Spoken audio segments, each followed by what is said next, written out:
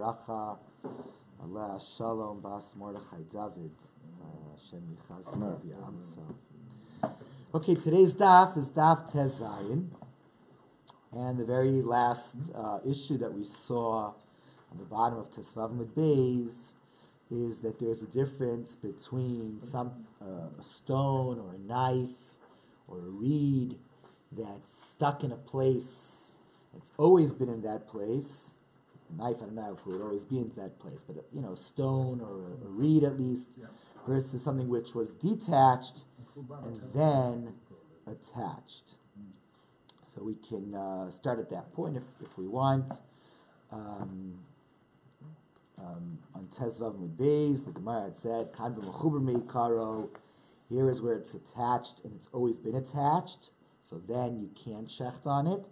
Kan b'tal shel vasov chibro. And here it was detached and then attached, and that you could shecht on it. When we know Temer, how do I know to tell you the Shanilon that there's a difference for us? B'mechuber meikaro l'tal shel vasov chibro versus something which has always been attached versus something which was detached and then attached. The Tanakh is learned in a brayso, "Shochit b'muchni shchita sok sheira." If a person shechts with a wheel, a knife is attached to a wheel, and he moves the wheel, and thereby slaughters, that's a good shchita. B'mechuber l'karka shchita sok sheira. If it's attached to the ground, the shchita is also kosher. However, not sakin b'kotel v'shachat b'shchita sok sheira. But if he attaches a knife to a wall and then shechts against the wall, it's also kosher. But if there's a flint coming out of the wall, or a reed coming up on its own, the shchita is no good. So 1 second, there's a contradiction here. So what's the answer? You see, here's the difference. You derive from this. There's a difference between something which is still attached in its original state, a reed still attached to the ground, that you can't use, but if you detach the reed and then put it into a wall, then you could use it. At that point it becomes a knife, as we're about to see why. It's saying if you put the knife in the wall... Yes, then you could move the animal against the knife. That would be a kosher shchita. But if you had a reed growing from the ground and still attached to its roots to the ground, and you move the animal against the sharp reed, that's not a kosher shchita. Because it's attached to the ground. It's attached to its original state. And we're about to see why. The reason is because we're going to learn today, we learned it from Avram Avinu. When Avram Avinu went to do the Akedah, the pasuk says, "Vayikach es hama'acheles." He took the knife. There it was not attached. So you see that a knife for shchita, like Avram intended to use during the Akedah, has to be vayikach et hama'achel, something which can be taken, not something which is still attached to its original place. Well, according to this, it sounds like that. That's right. It sounds like a machine could do shchita. That's correct. That's what they do anyhow when they do mass... No, they don't use any machines. No? It's shochtim. They shochtim one by one, they do that, Rabbi? Right. Supposedly. Not supposedly. They do it. Mashgichim, cameras. I have a friend who was a student of mine who is a shochet. I want to, maybe we could get together on a Sunday, have him come to the backyard and maybe demonstrate for us how it's done, if that's okay for the chevra who's interested. Dinner. Yeah, we can make dinner. But he said the one condition is no cameras because Pita is very against shchita. He's afraid if there's a picture of what's going on in the backyards in Englewood, may not be so good for us. Animal cocoons, they go crazy. Exactly, the animal cocoons go crazy. All right, Amar, we just learned. Second line on Tezayin Amud Aleph. Hashochet b'muchni, if a person shechts with a wheel, shchita so kshera, the shchita is kosher. Ivo tani b'lid in a brayso shchita so psula, if a person shechts with a wheel, the shchita is no good. So when it says it, the difference is what's making the wheel turn. Lo kasha. Besarna de pachra. One is the wheel, the potter's wheel. The potter's wheel is turned by a human hand. I move it, and by my moving it by hand, that's what makes it turn. And that's what's used to, clean out the pottery or to shape the pottery. So that, since it's human hand, that can be good for shchita. Basarna demai. The other wheel that's no good for shchita is a wheel that's turned by water. So if the wheel is turned by water, it's not a human act. So it's true that we learned before shechita doesn't need kavana. If I throw the knife to try to get it into the wall, and while it's flying, it slits the throat of an animal, it's a kosher shechita. So it doesn't need kavana. It doesn't need intention like slaughtering a korban. But it has to be masa adam. It has to be an act of a human. If it's not the act of a human, if it's the act of water, that's not a kosher shechita. That's the Mother Nature, Rabbi. More important. Mother Nature doesn't work. It's got to be a human act. Oh. I can tell you, both cases are besarna demaya, a wheel that's moved by water. And here's the point. There's no contradiction. Habakoach rishon. When you first open up a stream of water and the first water that you released hits the wheel and makes the wheel turn, that's still considered your act. So if it's the first waters making the wheel turn, that would be a kosher shechita. Habakoach sheni. And if it's the second waters, after the first waters got out, that are making it turn, it's already not a kosher shechita because that's not a human act anymore. As we learned back in Masechta Sanhedrin about murder, a man, we need a Gemara? We have lots of Gemaras floating around, I'm sure, no? Your Gemara, where's the art scroll, no? Wait, is it up on the shelf? Come here, come. No, it's not on the shelf, I don't think so. Come to the land of opportunity. Come over here. What's the share there? What's the share by heart? Yeah, this is a Gemara. Yeah, this is... No, it's a Menachos. I'm sorry. So the Gemara says in terms of the laws of murder, a man who ties up his friend and he puts him right next to the dam, which is holding back the water. And then, what do they call those things in Louisiana? Levees. He puts him next to the levee that's holding back the water, and then he pulls up the levee. So, Vashkele bit Kadamaya, he removed the obstacle in the way of the water. Umis, if the man dies right away, because right when he removed the obstacle, the water hit him right away. And the water drowned him. Chayiv, that's already considered murder. My time of why? Giwididehu, because that's considered his arrows.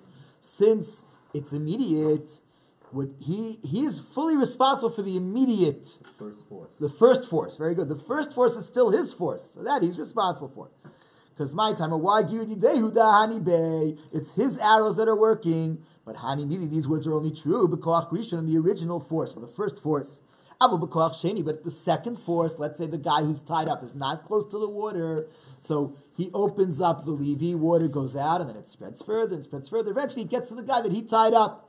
That's already not considered his act. Grama ba'almahu. What he did by lifting up the obstacle in the face of the water was just a cause. He caused the man's eventual death. But that's not a direct act of killing, and it's only a direct act of killing which renders a person a murderer to be killed by the Sanhedrin, by the court of 23. Right. So, bottom line is, we learned from here a principle, that when a person is manipulating water, the first force is considered his act, but later force is not. So it's not just going to tell us a law about killing, that'll tell us a law also about shechita. If he opens up the water spigot, and the first burst of water moves the wheel and the wheel slaughters, that would be kosher. But if you open up the water spigot and it's now the second burst of water or the second flow of water that's making the wheel move, that's already not his act anymore, and that's not a kosher shechita. So that, I think, can explain why we don't allow for machines to do shechita, because it's true that you press a button, but then it's going on its own. So at that point, it wouldn't be considered his act. It has to be a human act in order for it to be a kosher shechita. Yeah, question? So a shechita machine, if it only works if I press the button. Each time. Are like that. Like all the power tools. If you use a power tool, You press it all the time. once you let go, it stops working. Maybe. I didn't look it up. I saw that there's an essay about this question of shechita by machines. I'm sure there's been a lot of discussion about it. To a treadmill. Running on a treadmill. You know how efficient that is compared to what's going on right now? I mean, can you imagine they do, I don't know, chickens, they do like they rest every half hour, that's the rule in Israel, every half hour you rest. But in half an hour, they do a lot. Right. They do every almost a minute. They do a lot. There's a lot of shechita that they're Can you doing. imagine that? 50 per minute. You And used to between go that, for, somebody touches the knife and somebody does everything. It's all. I keep saying the gym. No, we used to go to Kaparot, Well, chickens Arab are easier, Yom Kippur Chickens are in, easier. in Yes, Monsey. chickens are easier. That's for And sure. the three shochets there, they're standing there. Boom, boom, boom. Yeah, chop, chop, chop. I'm telling you, there are I've seen it, it's like, dozens every minute between three of them. And then Yeah, there is a whole discussion about machines. I didn't read. So can I start a little? Anyway, there are all sorts of machines that are used to help in the shechita, but they hook up the chicken. they hang the animals, they rotate the animals, all sorts of But machines. there's always a person who does the street, I always wondered why. All right. Now a story. Yosef Rav, Achoy de Reb Chia. Rav was sitting behind Reb Chia. Reb Chia kamei de Rebbe, and Reb Chia was sitting in front of Rebbe. Yosef Rebbe v'kam, and Rebbe was sitting and saying, "Minayin l'shchita shi betalosh." How do we know that for shchita we need a detached knife? Because the pasuk says about Avram Avinu, "Vayikach hasamach chelas lishchot," and he took the knife in order to shecht. So you see, it has to be something which is detachable. Amle Rav Reb Chia. Rav said to Reb Chia, "My kamar, what type of an explanation is this?" Amalei said, "Vav d'chsiva ufta kamar."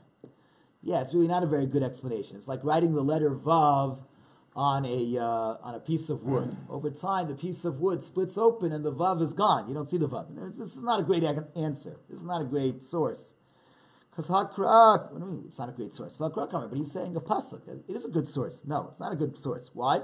Because Kraz uses the Avram Kamashwan. The pasuk's point is not to teach you that for shechita you need a detached knife. The point of the pasuk is that Avram Avinu is very excited to do the mitzvah, and he grabs a knife. He doesn't say, "Oh, I'm going to use something which is there." Maybe he could have used something which was there. He could have used the stone in the ground, but he doesn't want to do that. He wants to show his excitement, every possible investment that he could make to doing this mitzvah, he's doing. He's grabbing a knife, he's going. That's what's going on here. It's not to tell you a source that he has to take a detached knife. Maybe it's just telling you this resource of Avram. He could have used something attached to the ground, but he chose to do his resource with passion, and he took a knife with him. But it's not necessarily a source. All right, but this again was the source that was suggested. Amar Rava said, "Shitali, it's obvious to me. Talush ulevasof chivro le'inyan avodas kochavim avi talush. If you have something which is detached and then it's attached, in regards to avodah zara, it's considered detached. What does that mean? As the Gemara is about to teach us, there is a pasuk Eloheihem al heharim Eloheharim Eloheihem. Their gods are on mountains. The mountains themselves are not gods. So if Gentiles own a mountain and they bow to the mountain, it does not become avodah zarah. Mechuber, that which is attached to the ground, cannot become avodah zarah. What about something which was detached and then attached? Let's say the walls of a house. There were pieces of wood that were detached, and they were logs, and then they were attached to the ground. And someone bows to his house. Can that become avodah zarah? So Rava said like this: detached and then attached is considered detached in regards to avodah zarah. Can become avodah zarah. De amar mar, because as we've learned, if a person bows down to his own house, asro, he prohibits the house. And if you're going to tell me that something which is detached and then attached is now again considered attached, so then how could he make his house prohibited as avodah zarah? The verse says, Eloheihem al heharim, their gods are on the mountains, Eloheharim Eloheihem. The mountains themselves are not gods. Okay, so that's issue number one. Now another issue. We've mentioned the other day, there's something called hechsher. That when you have fruits or any food item, it doesn't have the ability to become tamei until it was washed off. Now the washing off has to be that the person wants the water. He wants the water. But let's say he cuts down apples, leaves them outside, and it rains. He's so upset. Oh yeah, I don't want that water. It's going to ruin my apples. Those apples are not able to become tamei. They're not mukhshar. If he wanted the water for something A, and it goes not only on A, it also goes on B, then the water is machshir B, as long as the water that he wanted, as long as A was something also which could become tamei. So now we get into the following issue. The Indian hechsher zraim, in regards to making things, let's say making seeds able to become tamei. So now is detached and then attached considered attached, or is it considered detached? So that's Tanai. That's an argument amongst the Tanaim. The Tanaim in the Mishnah. Hakofa ka'ara lakoso. Somebody takes a bowl and he puts it over a wall. Bishvil shetudach, because it's raining, and he wants the bowl to be washed off. So he puts the bowl right on top of the wall so that as the rain comes down, it will wash off the outside of the bowl. So that means he wants rain on what? On something movable, on a bowl. So therefore he wants rain on something which can become tameh. So such rain that falls off of this bowl onto a seed will make the seed able to become tameh. That'll make seeds able to become tameh. However, if he puts the bowl over the wall during the rain, because he wants to protect the wall from getting ruined by the rain, so now he's not looking to get water onto something which is detached in a bikiyutan. If the water bounces off the bowl or bounces off the wall onto seeds, those seeds are not now able to become tameh. So 1 second. If you look carefully at this Mishnah, Hagufa Kasha, we can infer from the Mishnah a contradiction. Amrit, you say at the beginning of the Mishnah, B'shvil Shetudach, when you have the bowl on top of the wall, so that the bowl will be washed off, that's considered wanting the water. Hareza B'kiyutan, then that water which was wanted for something movable is now, if it bounces on a fruit, going to make the fruit mukshar. That implies, but if he's not looking for the bowl to be washed off, he's looking for the wall to be washed off, that's not B'kiyutan, because the case was, if he puts a bowl on top of a wall because he wants to wash off the bowl, that's water that he wants for a tameh purpose. So water like that can make seeds able to become tameh, implying it had to be a bowl. If there was no bowl, he just wants the rain. The rain's going down. He says, oh, great, my wall's dirty. The rain's good. It's going to clean my wall. And rain like that he has announced that he's happy about it because it's going to clean his wall, that's not going to make seeds able to become tameh because that's attached. So that's what it sounds like, right? But for that the wall should be washed, that's not rain that now he wants for something, and therefore it can make things able to become tummy. But for but then it says at the end, so if he puts the bowl there just because he doesn't want the wall to get damaged by the rain, then ain't a b'kiyutan. That's rain that he doesn't really want. Implying that if he didn't put the bowl to protect the wall, he wants the wall to get washed off. That is rain that he wants, and that would, in fact, make other things able to become tameh. So there's a contradiction here. So Amr Belazar said, Tavra, you have to break up the Mishnah. Misha Shanazu, Lo Shanazu. The one who is the source of the first is not the source of the second. So what's the argument? This is the argument. The argument is something which was detached, stones, then become attached, become built into a wall. Are they considered detached? Or are they considered attached? If they're considered detached, so then if he wants the rain on this wall, since they're considered detached, he wants rain on something detached, it could be machshir, it can make things able to become tummy. But if you say that what was detached and then attached is now considered attached, so even though he wants the rain on this wall, he wants the rain on something attached, as Kim pointed out. If he wants the rain on something attached, which doesn't have the ability to become impure, so then he doesn't really want the rain for something to become impure, so then it doesn't have the ability to make other things able to become impure. So that's one suggestion. Again, we started off saying we want to discuss the question of detached and then attached. Is it considered attached? We said in regards to Avodah Zarah, it's considered detached. In regards to Kiyutan, it's an argument of the Tanaim, these two Tanaim. However, Amr Papa disagreed. He said, Kulu Chatanahu, there's another way to read this Mishnah, it's all one Tana. And the way to understand the Mishnah is like this. Ha-bakosel ma'ara, bakosel binyan. There's a difference between a wall that's built, detached, which was then attached, versus a wall that's dug out. If you dig out in a mountain, there's a wall to the cave, but that's always been attached. This is the way to read it. If he puts a bowl on top of a wall of stones that he built, with his intent to wash off the bowl, that would be a case. I'm sorry, he put the bowl on top of a wall of a cave to wash off the bowl. That's kiyutan. But if he wants the rain to clean off the wall, since the wall is attached always, because it's the wall of a cave, then that's not water that could make anything able to become impure. When is this true? Because in the wall of a cave, because it was always attached, so it's considered attached. But if you're dealing with the wall of a building, so that's not something which was always attached. It was detached and then attached. So then you have the latter if If he puts the bowl there just to protect the wall from getting rainy, then it's not kiyutan.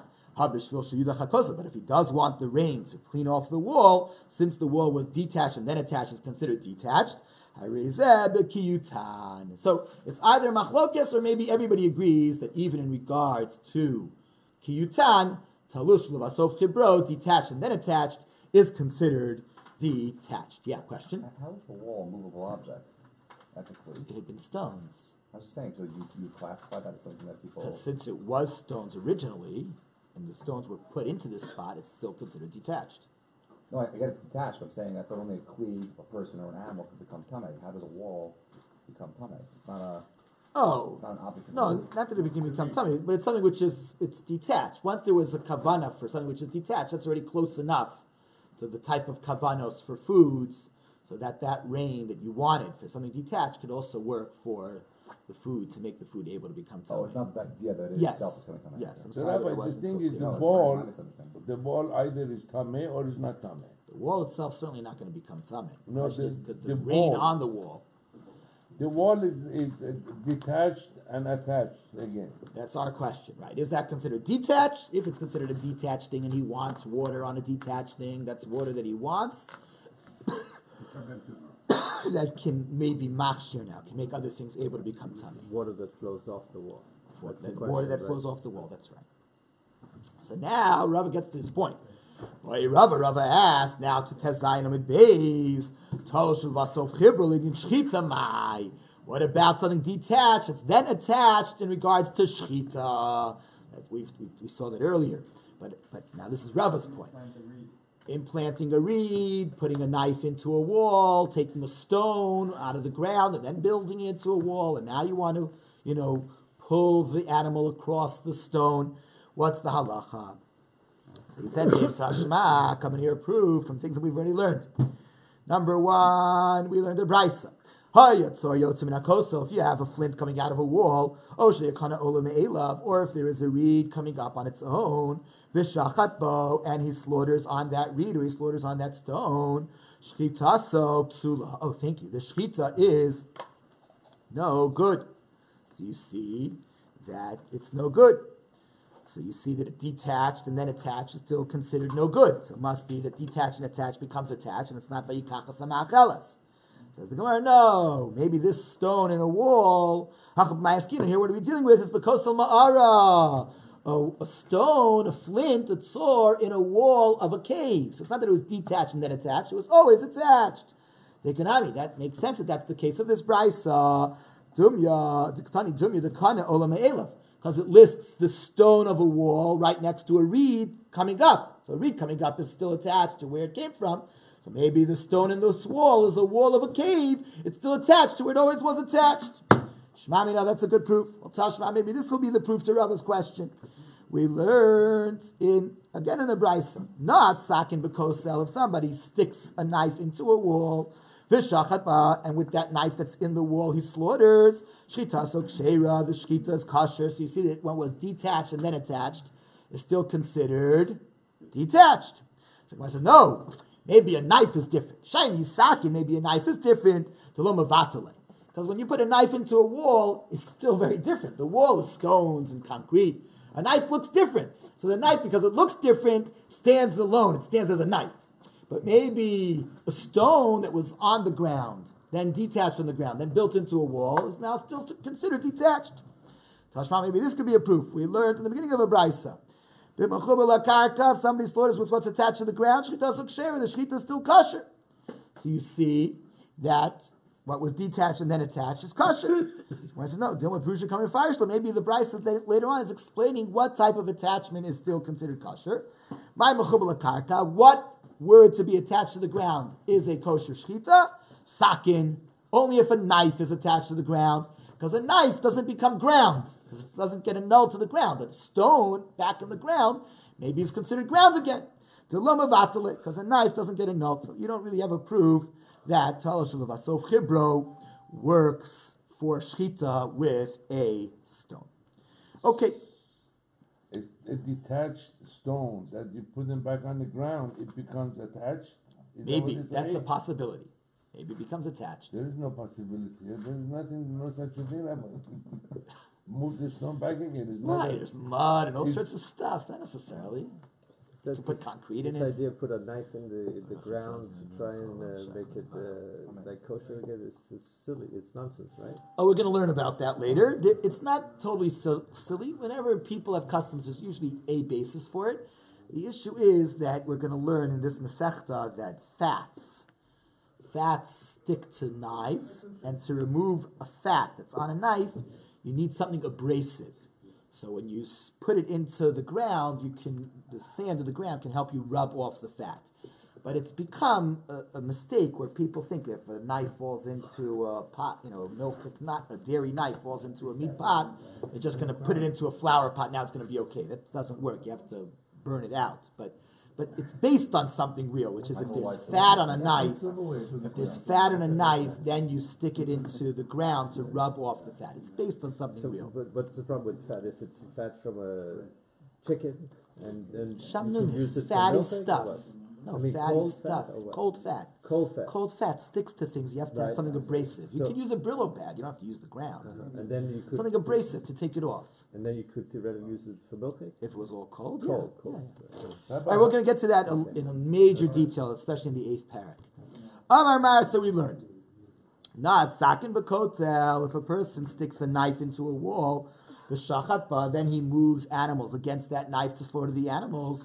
Shchita suksher, it's a kosher shchita. Amar Rav Anan Amar Shmuel. Rav Anan said name of Shmuel. Lo shanu elo shasakin lamala v'tzaver behema lamata. That's only true if the knife is on top and the neck of the animal that's being moved against the knife is beneath the knife. Avol sakin lamata. But if the knife is below, if it's saver behema lamala and the neck of the animal is on top and you're moving the animal against the knife, it's not kosher. Chashin on shema yidros, because we're worried that because of the weight of the animal is going to press, and the knife's not going to slide across the neck, but rather the animal's going to be stabbed, because the animal weight is going to collapse on it. It's going to end up being stabbed and not being slit. So the Gemara asks, how could you say that? V'katana we learned in a brisa that shchita is always kosher. Bein shasakin lamala v'tzaver be'ema lamata.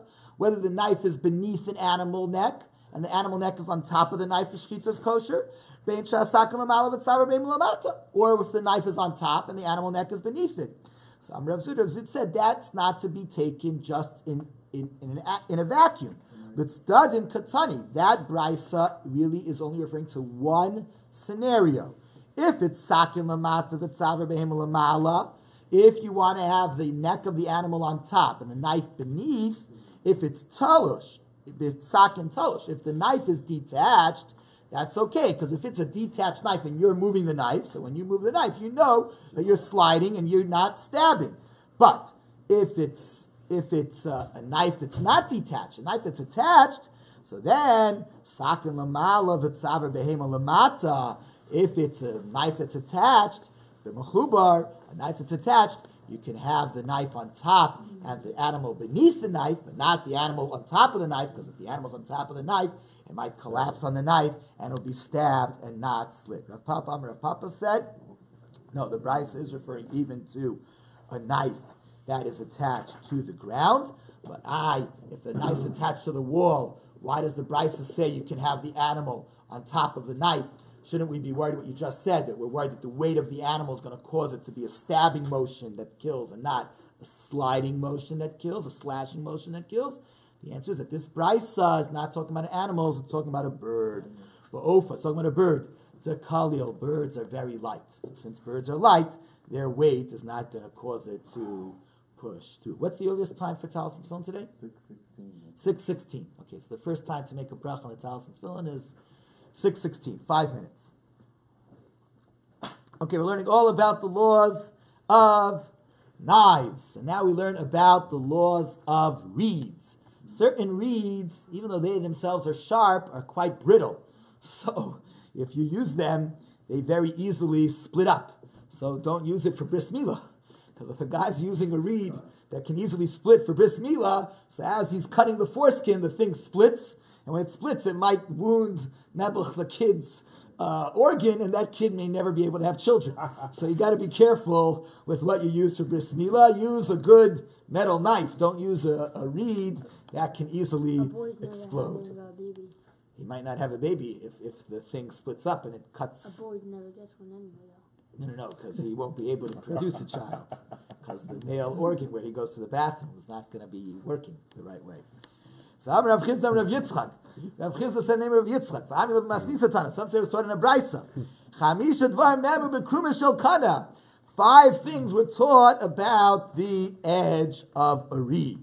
Number 1, ain't shochten ba. You can't use it for shchita, because if you use it for shchita, it might explode. If it explodes, it might lacerate the neck of the animal and wound one of the pipes before it gets slit and make it into a treifa. Ain't malin, but you can't use it for bris milah, because it might explode. It will be a danger to the baby. Ain't machatchen ba basar. You can't use it to cut meat, because if you use an edge of a reed to cut meat and the reed slits up into multiple splinters, then you might have splinters of these sharp splinters in the piece of meat that people are eating. It could be a danger to them. You can't use it to brush your teeth, because again, splinters may break up and they may cut the mouth. They didn't have tissue paper. So what did they use after they went to the bathroom for number 2? They used to use natural things, stones, reeds, grass. So you can't leaves. So you can't use this reed because it might break up. And Nebuch, he's going to wound that part, the back of the body. So 1 second. Ain't shochten ba. You can't shecht with a reed. I've got time we lived in a brayso ba kol shochten. You can shecht with everything. Bein betzor, whether a reed, bein beschuches or with glass, bein bekruma shel kana, or the edge of a reed or a flint. So Rav Papa said it depends on what type of reed. Simona de Agma, the reed of the pond, that's a very dry reed. And since it's a very dry reed, it doesn't break up into pieces. But other reeds you can't use for shchita because it might make it into a treifa. Okay, we learned that brayso about danger. You can't use a reed to cut meat because maybe there'll be splinters in the meat then. Rav Papa machatich bakir beidagim, the zigi. Rav Papa used to cut the insides of fish because the insides of fish were see-through, so you could see if there were any splinters in it. Rabbi Baravuna machatich ba'ofa. Rabbi Baravuna used to cut with reeds. Chicken, terakich, because it's very soft, and since it's very soft, he's sure that it's not going to split up into splinters. But you can't use reeds to clean yourself after you went to the bathroom. Typically, why don't we say, we have a tradition,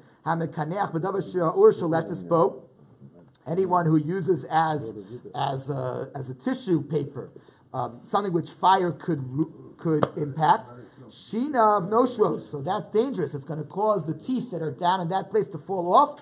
Rav Papa said, Kinuach pi maka kamin. We're not talking about down that place after the bathroom. We're talking about cleaning off a wound. Cleaning off a wound, don't use a reed because it's going to create splinters. Okay, we learned in the Mishnah. Hakol shochtim, olam shochtim. Everybody can shecht me. You always shecht.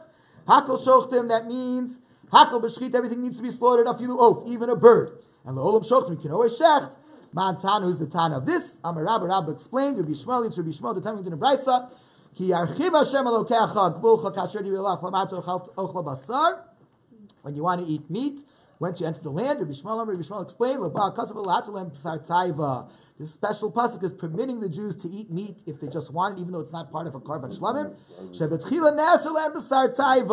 Initially, they were not allowed to eat things that they just wanted to. They could only eat from a karban shlamim. So when they entered the land, hutar lahem b'sar taiva. That's when meat was allowed to.